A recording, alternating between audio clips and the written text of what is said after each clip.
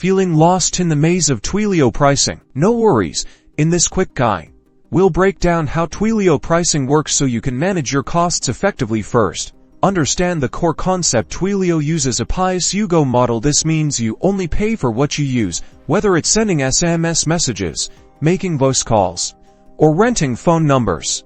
Let's start with SMS pricing. The cost per message varies depending on the destination country. Sending a text to the US will cost less than sending one internationally. Keep an eye on those country-specific rates listed on Twilio's website. Your message volume can also impact costs. As you send more messages, you might qualify for volume discounts. Now, let's look at voice calls. Similar to SMS, call costs depend on the destination country and the type of number you are calling. Local calls will generally be cheaper than international ones. Also, factors like using enhanced features such as call recording or transcription will add to the total cost.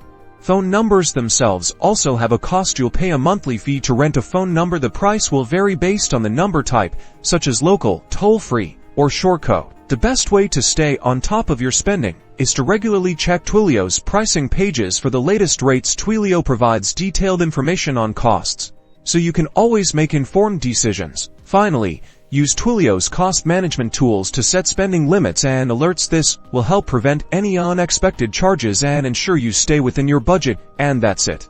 Now you're equipped to navigate Twilio pricing like a pro.